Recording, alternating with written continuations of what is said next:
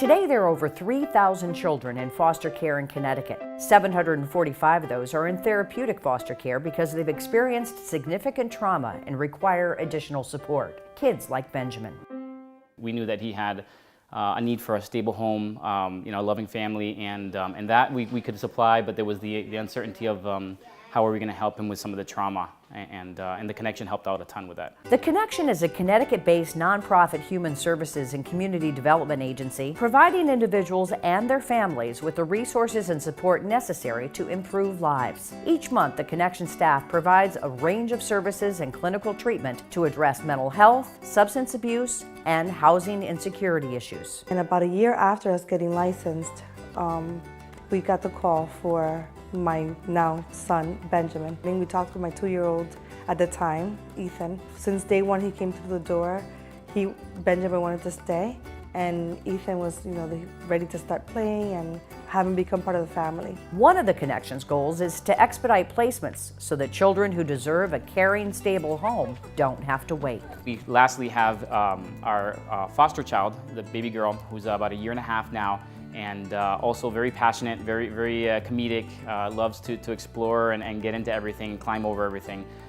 So we've been blessed. The Alvarios are exactly what the Connecting Children and Families Therapeutic Foster Care Program at the Connection stands for. Love and stability until children can be reunited with their biological family or be adopted. First of all, anybody who considers fostering or adoption, I think, is considering something that is crucial in the lives of these children, absolutely. But that the priority in that has to be the child. Dad looks happy.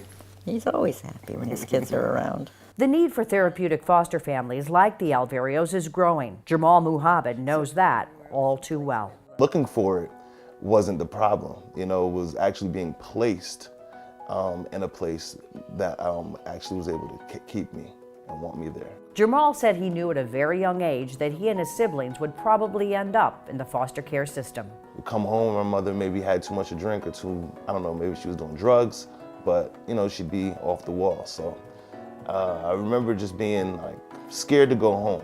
Like many other young people, bounced from home to home until at age 14 he was welcomed into the home of Abigail and Lenny Slen. Jamal just kind of walked in and made himself at home. We had 3 boys. We adopted 2 girls from Korea, and so we knew that we could take children that we didn't give birth to into our family, and it made no difference to us. But Abby admits that therapeutic foster care has its challenges too. There's so much noise in their lives that it's amazing that they can make it through a good day. And if you put enough of those good days together, that's what we're trying to do. And that's what the Slens have been doing. Since they answered a newspaper ad regarding the Connection's foster care program years ago, they have fostered dozens of young people and adopted some as well, even at the ripe old age of 28. It's never too late to find pieces of your family. My mom and dad have been there since I've stepped foot through this house. I've learned how to look for love, look for a relationship, and nurture that relationship to be able to build it. If you really enjoy being a parent, then you can do this. If you do it, and you do it with your heart, and you do it thinking about the child and being committed to it, it's a beautiful thing. Thank you to all of our foster families who have changed lives by opening their hearts and homes to children in need. And a special thanks to the Joey Logano Foundation for your continued support of the Connection.